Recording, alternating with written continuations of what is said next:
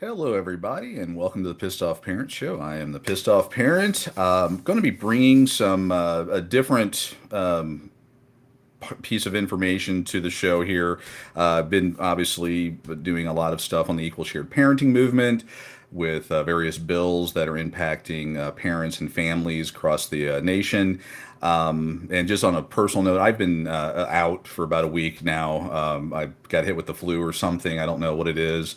And pretty well knocked me out for a week. Still suffering from fatigue, not even close to 100%. Kind of back to my usual cheery self. But I just wanted to let everybody know I'm still here, and hopefully soon I will be back at 100% providing content and media that will hopefully amuse, confound, and upset those that are out there. Okay. Like I mentioned earlier, normally I talk about equal shared parenting, but I want to bring a new thing here, or a different item that it's this government gone stupid. And just a little, I guess, personal info here. I've been in the mortgage industry for about 25, 30 years, so very familiar with a lot of this stuff. And when I first heard about it, I just went, "Are you kidding me?" But oddly enough, no, there is no kidding. This is it actually happened. So May 1st, let me pull this up here, and this is from Reason.com. You can see it on Fox News, CNN, all that with their various spins and all that. But just to get kind of summarize it, and then we can dig in here. People that sacrifice for to purchase a home, they are now going, as of May 1st, they're going to be penalized for being good stewards with their money, as far as having a high credit score, putting the 15-20% down on a home, and trying to, or sacrificing for the dream, not the right, but the dream of home ownership. This item that was just released here, and this is impacting GSEs, so your Fannie Freddies of the world. I'll try to keep a lot of the lingo out of it because I know that a lot of stuff goes over people's heads that aren't in the industry. But long story short, short story long, however you want to look at it, if you are one of those people that sacrificed for to purchase a home, you saved your money, you didn't go out to eat, didn't get Starbucks, you didn't blow your money on stupid crap trips, and all that, saved your money, found a house that wasn't maybe your ideal house, but the one that you could afford. You live within your means, and you have a high credit score, so you pay your bills on time. You're generally creditworthy. This is a FICO score that mortgage companies and other people, other industries use, car insurance, you name it, to determine rates and all that. But if you have a high credit score, so 680, sorry, to 780, your mortgage rates are going to go up. And when you find out why, it should piss you off, hence the name of the show and why I'm really wanting to talk about it. But if you have a credit score of 680 to 780, which again would be classified as high, you pay your bills on time, you're doing everything right, you're sacrificing, you're paying your bills on time, you're not overextending your credit, you're doing all the right stuff. And you then put down the 15 to 20% down. And to give just a little bit of a side thing here, when you put 20% down, you avoid what's called MIP, PMI, depends on where you're at, but property mortgage insurance. So basically what that is insurance that's kind of third party piece of it that tells the lender, or well, it's an agreement, but it tells the lender that if this person were to default, this other company, this mortgage insurance company, would then pay off your loan after the loan goes to foreclosure and sells and all that fun stuff. So it's less of a risk for the mortgage company. And the way to avoid doing that is you put down 20% of the loan amount on the home, and that's how you get out of it. So, and again, that's usually a good school of thought. What the what we've done in the last several years with the low down, no down, low doc, no doc, and all that fun stuff has been ridiculous. I lived through the 2008 nightmare, and I'll just tell you that a lot of what you saw on TV is not what actually happened in real life. So, but hopefully we all know this. Anyway, getting back to this. So, if you're a good credit person and you're trying to realize the dream of home ownership, you're going to be penalized. Now, where does that penalizing, whatever that word is, well, that's actually going to go to people that have a low credit score. So below that, 679 number, and people that are in the 679 and below, they've got dings on their credit, meaning they don't pay on time, they've defaulted on loans, filed for bankruptcy. There, a plethora of scenarios there, but they have a low credit score. So what's going to happen is the people that sacrificed and have a high credit score, they're going to be paying an additional, and again with home values and all that stuff, that can be like $40 a month on top of everything else. Other surcharges is a 1% surcharge. There's a bunch of other stuff in there, but an additional 40 or some odd dollars on the mortgage, again aside from other stuff here. So you're going to pay an additional 480 a year. Let's just round it up to 500 because my math's bad. So 500 over the life of the loan is a couple bucks.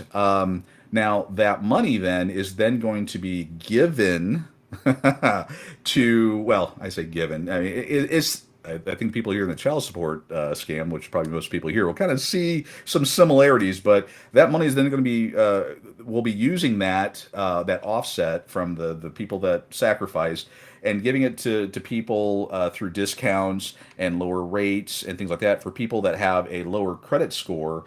That's 679 and lower, which 679 is not that good. And then, of course, it gets worse due to more of the challenges. I'm trying to be nice here that people have.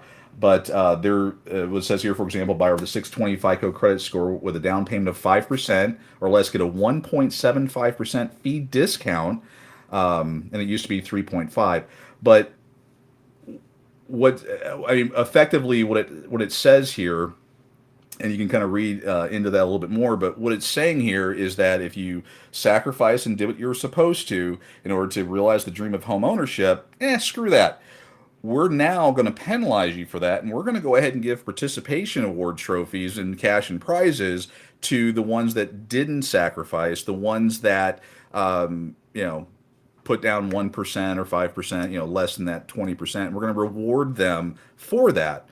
This one should piss you off if you own a home or don't own a home, because this is now becoming the template for how things work, where people that work hard, do the right thing, and all that are then being penalized, and then those things are being given to people that didn't sacrifice, and then they are then thinking that they're equal or whatever, and of course then they talk smack about you and all that.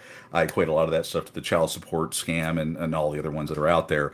And I talked to the retroactive child support piece of it, which I've been talking about since 2019. No one wanted to listen, and here we are.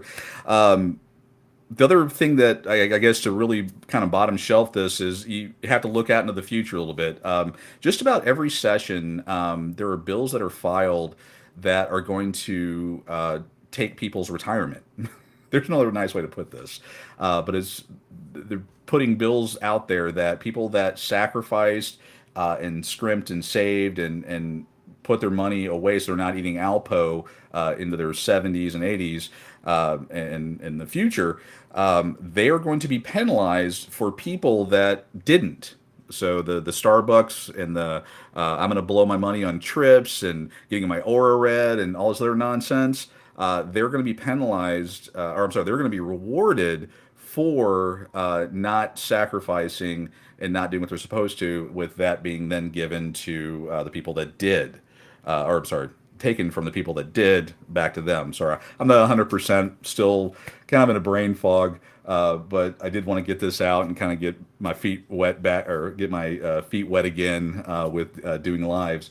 But again, this should piss people off and get people thinking. And now people are more upset by who's on the front of a beer can, which I find amusing. Again, I'm glad what happened.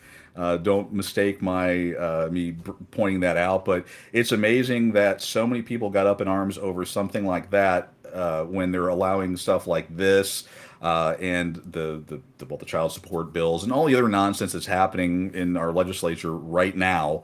They're allowing that to happen and could care less, but they're upset about who's on a beer can, which at the end of the day should be, because they did overtly go after a certain group and do their thing with them, and the fallout is amusing, but it's just interesting that people would care more about that than this stuff that's affecting people's lives and the future and their futures.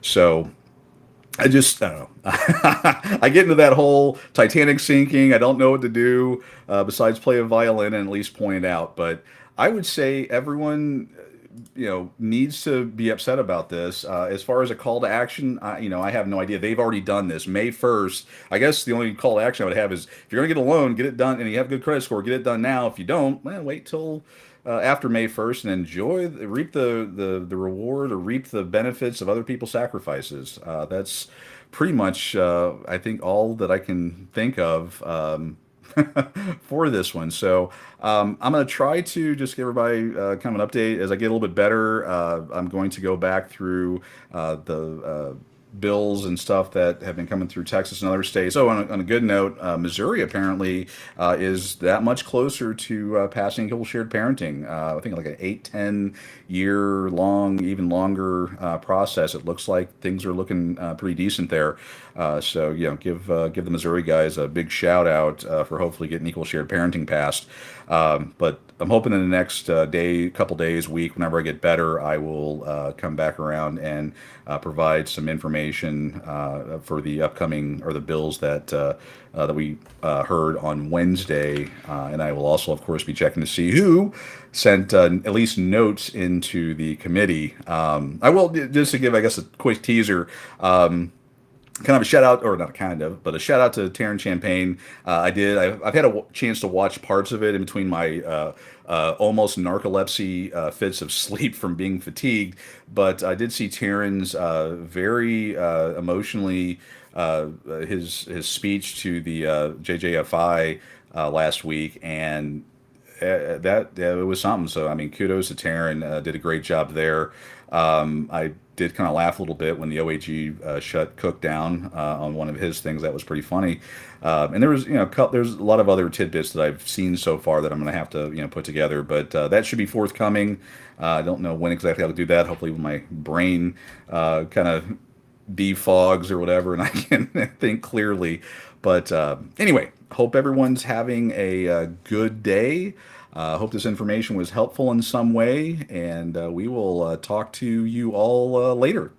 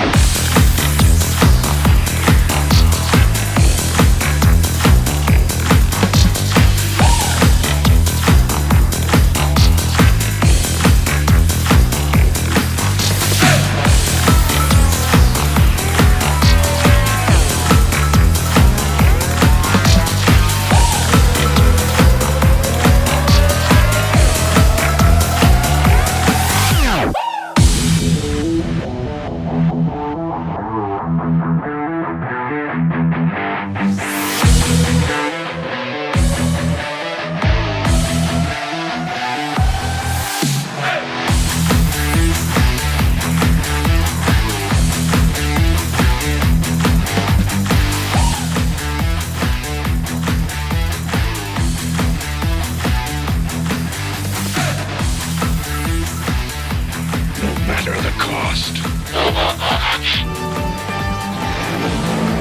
You got the time.